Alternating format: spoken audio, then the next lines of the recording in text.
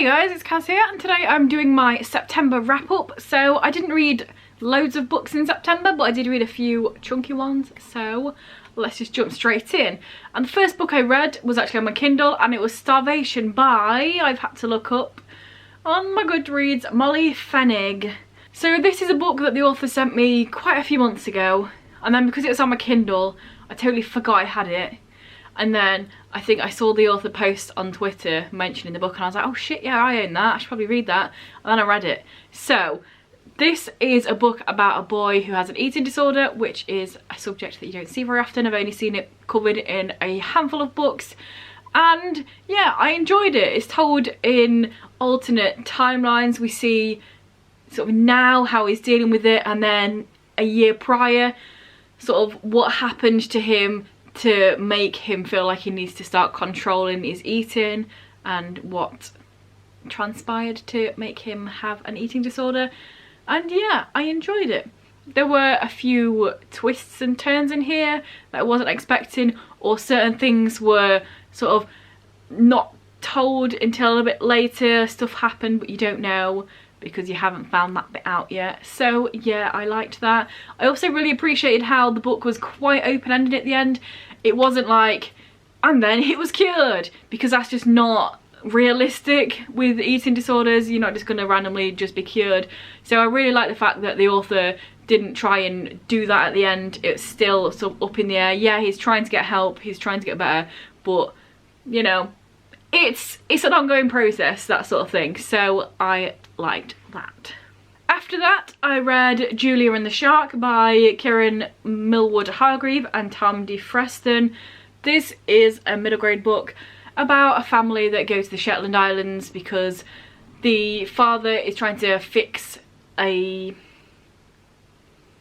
I've got a windmill in my head and that is not right, lighthouse, and the mother is a scientist. She deals with oceans and creatures of the sea, and yeah, really liked this book. Just the experience of reading it is so nice because it's got illustrations throughout. Also, they're so pretty. I'm just gonna, if you saw my haul video, which is the last video I uploaded, you would have seen some of these pictures because I already had to show you how nice they were. But yeah, it's just really pretty. I don't want to get spoilers because all the best pictures are at the end. But just as an example, here is one of the pages. You get some of the story, and then it's just really nice and pretty. And there are also pages with illustrations on tracing paper. So for example, this is right at the beginning, so it's not as interesting. It's just a map showing the Shetland Islands because the child is telling you where they're going, and then the tracing paper bit just has the little route on it. So I don't know if this is going to show up, but you see like those yellow bits here, that's on the tracing paper, as you can see. And yeah, there were several things in here that I wasn't expecting were going to be talked about. It does deal with some heavy topics. I also learned stuff because it talks about the Greenland shark, which I didn't know about, and how it's the mammal that lives the longest, how they can go up to like 600 years or some crazy shit like that. I also, after I read this, I went on Google and I looked into Greenland sharks even more because I found it fascinating.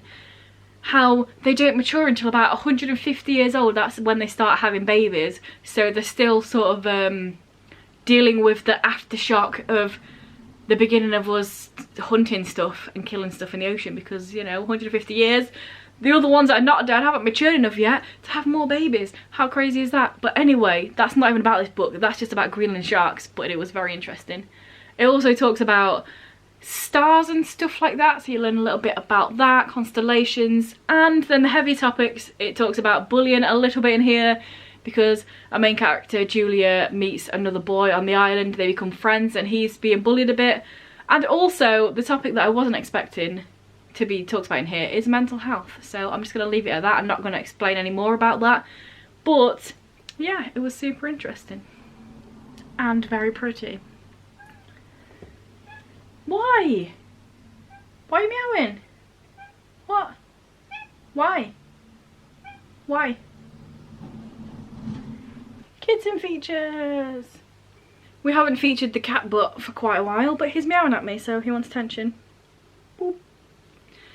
So after that I read Once Upon a Rainbow. This is a anthology about different LGBTQIA plus stories that are fairy tales. So I did read the first one a few months ago, but then I finally read the rest of them and I actually really enjoyed it. Normally anthologies for me are very hit and miss because normally there'll be a few in you like, but there'll also be terrible ones. But, stop it, but all of them in here were actually pretty decent. Like the worst ones were okay rather than bad, so yeah, it's kind of a good thing for me for an anthology. So I kind of want to go through each story, but it's a lot of effort. I did write a review about this on Goodreads if you want to check it out, but some of the ones, there were 2 Cinderella ones and there were, for some reason they were back to back, but both of them were so different that it didn't even matter that much. So one of the Cinderella ones, Cinderella is a lesbian and she kind of goes to the ball because she wants to, I think she needs money because her stepmother took over the business as she does. And in that one, her stepsister, she actually really likes them and she gets on with them, so she wants to have a better life for them. And then the prince likes her, but here's the kicker.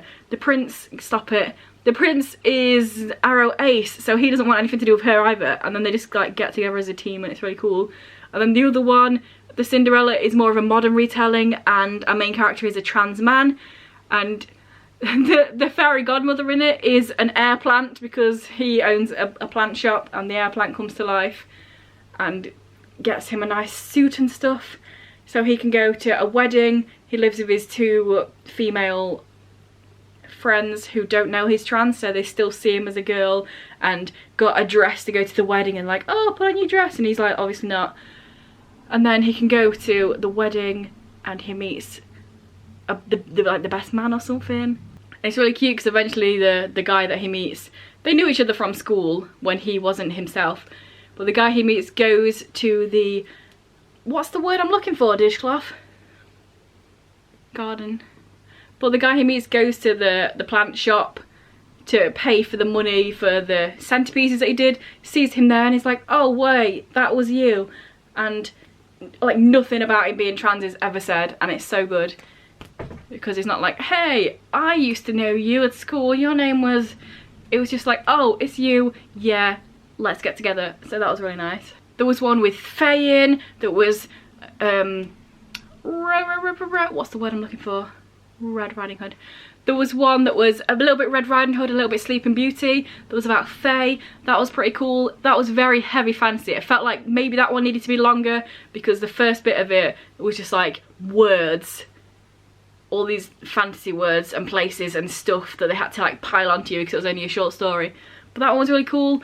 That one again was sapphic, but it was really cool also because they were talking about the princess who was the one that was put to sleep, the Sleeping Beauty section, and they used Zer, I don't know if that's how you say it out loud, pronouns, and it was princess, and yeah, they were just talking about that, so that was cool. I didn't know that the non-gendered princess was princess, so that's something new.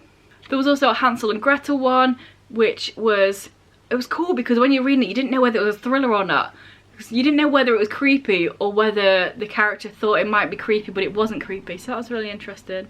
That one was sapphic as well, and it was like the mum that accused the lady of stealing her kids was like in an institution because she was the one that did it really, but then did she actually? Because the old woman that she said was a witch is really creepy, and then her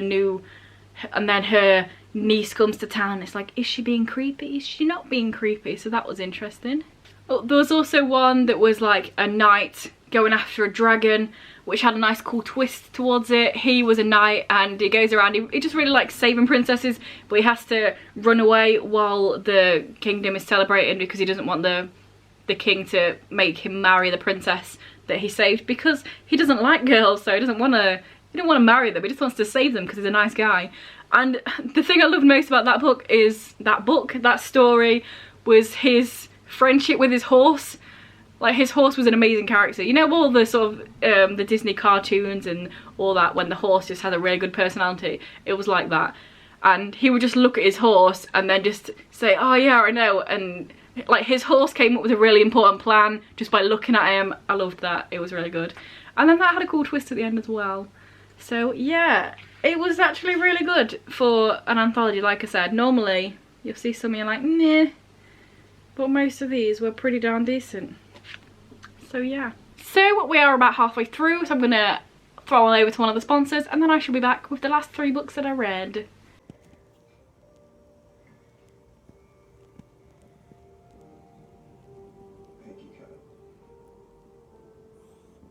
After that I read Anger is a Gift by Mark Oshiro. This one is very, very heavy. Like, you know it's going to be heavy when you're looking at it, but when you're reading it, like, shit kicks off and then it kicks off more and then bad stuff happens and then more bad stuff happens piled on that and then, oh yeah, here's some bad stuff. It's like, it's really, really heavy. The one criticism I have of this book is, like, the end wrapped up too quickly. It was like loads and loads of heavy shit and then the end it was just like, oh, and then this happened and then that kind of wraps that bit up. And I thought it didn't seem very realistic and it didn't seem in keeping with the rest of the book. So I'm just going to say that it did end very abruptly. And like, stuff all the way through this, bad stuff was happening and he has to talk about it and has to protest and he has to do all this stuff. And then right at the end, it was just like, it was just too quick what happened. I don't want to go into it too much, but you know. But let's move past that. Like I said, this book is very heavy. Just like loads of bad shit happens to our main character and everyone around him. There's one sort of shining light through it and then that just gets fucked off as well. It's just like, ooh, a lot. Also, I did read the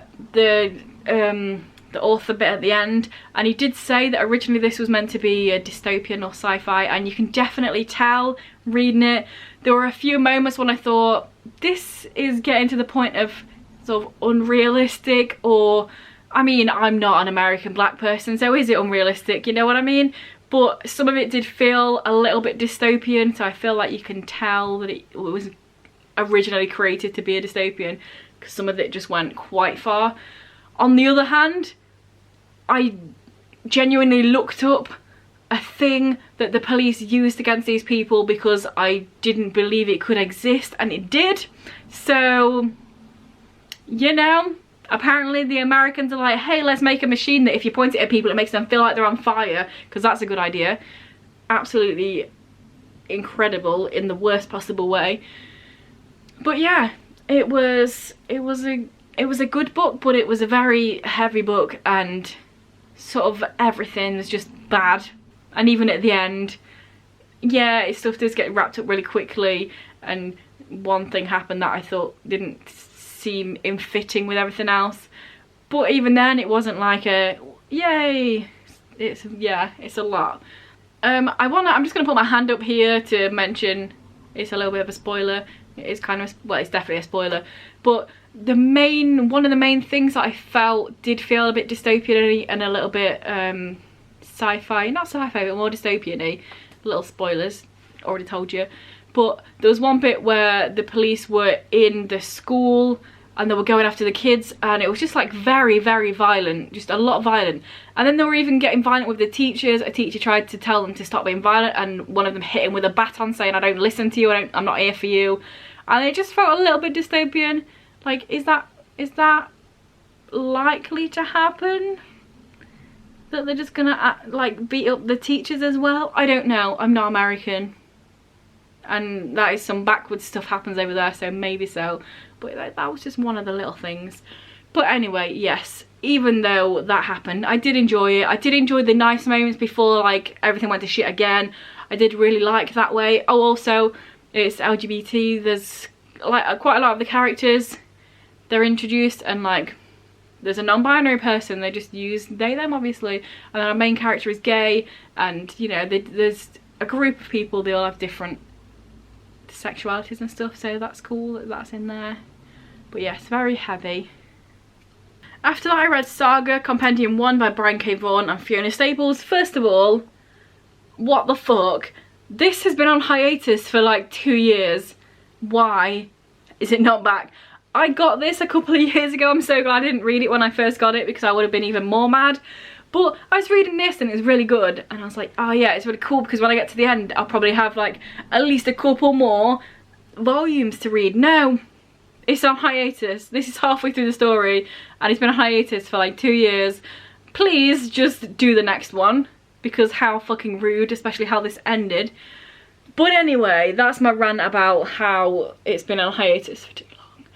But it's so good. Absolutely incredible story. I'm really glad I read it as the big full compendium. I read it in a couple of days, and I read the first volume several years ago, and then when I got this I gave that one away. Obviously I read that one again in here, but the story is just so good. There's so many twists, all the characters are amazing, there's loads of character development of everybody. People become enemies, people become friends. It's like that little Family Guy thing about Stewie talking about Brian's book. But yeah, it's really cool how stuff changes and deaths. The book's, it's not afraid to kill off characters. You'll be really invested in somebody and then they're just like, bye, dead. It's just really good, and I've not actually said anything about what it's about, just that it's really good and it should come back. This is about two people who are from warring nations who get together, have a baby, and then everybody wants to kill them. That's the easiest and quickest synopsis. It's so good. The artwork is absolutely stunning.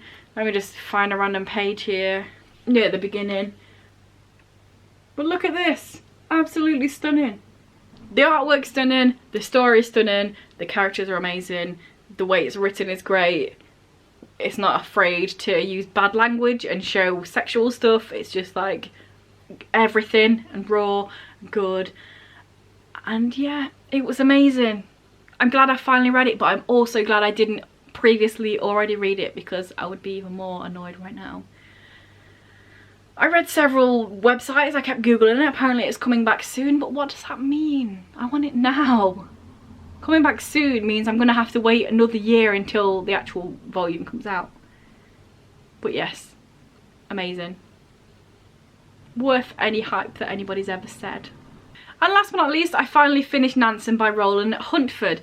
This one I started several months ago, and then I was planning on keeping reading it, but then TBRs happened, readathons happened, you know how it is. Because I was really enjoying it, but I finally picked it up again and finished it off. I think I'd read like maybe 200 or 300 pages earlier on in the year, and then I finished it. But yeah, this is, as you can tell, a biography about Fridtjof Nansen, who was a Norwegian explorer, scientist, humanitarian. He won a Nobel Peace Prize. He was like the father of modern polar exploration because the way he did it and how he didn't die. Really good. And yeah, brilliant. Loved it. There were certain parts that were more interesting than the others. For example, I enjoyed reading about all the polar travel bit more than the sort of political bit towards the end of his life. Mainly because, well, because I just really enjoy polar travel, but also because I don't really know much about political Europe in the 20s. So they were like saying loads of stuff, and I didn't really know much about any of that, so it just felt like a lot of information, and I just like, okay. But yeah, also several things in here that I didn't even know. And I've been to the Fram Museum twice, I've read about Fridtjof Nansen before. So yeah, it was cool to read this and pick up other things that I didn't know. For example, I didn't know much about his work in science. So originally he was a scientist, and even throughout this book he kept saying that science was his original passion and wanting to keep going back to that. Even though he's most known now,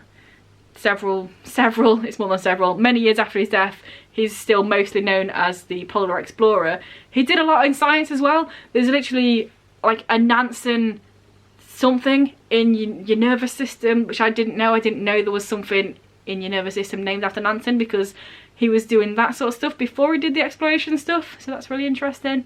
Also, with the political bit, I knew that he made the Nansen passport, which was to help people that were stateless travel. I knew that bit, but I didn't know about all of the other things about him trying to help out starving people in Russia when communism was getting big and all that jazz, so that was cool as well. I also really appreciate how yes, he did loads of amazing things in his life, but the book doesn't shy away from showing all of his bad traits as well. He was a terrible father. He wasn't a very good husband. He liked many women and was sending letters to many women. Even though he absolutely loved his wife, he was also a bit of a naughty bastard. And with his kids, like outwardly to everybody else and all the other stuff, all this humanitarian stuff, or like helping people that didn't have a country, helping people that were starving outwardly, but inwardly in his family unit he was very strict with his kids and saying that they needed a really strict upbringing to like be hearty and become like good people. So his kids weren't the best treated, not like violence or anything like that, but just very, very strict with them. And yeah, it was really good. I mean, don't really need to say anything else, do I? It was really good. It was really interesting. I learned more stuff about Nancing. Good times. So there we go. Those are all the things that I read in September. Let me know down below if you've read any of them, if any of them sound interesting. Have you read Saga? Are you also mad about the fact that it's been on hiatus for 2 years? You know, just yeah, say some words down below and I shall reply. And if this is your first video by me and you enjoy it, then please check out some of my others. And if you continue to enjoy, then please subscribe, that'd be awesome. Anyway guys, I'll see you in a few days with another video.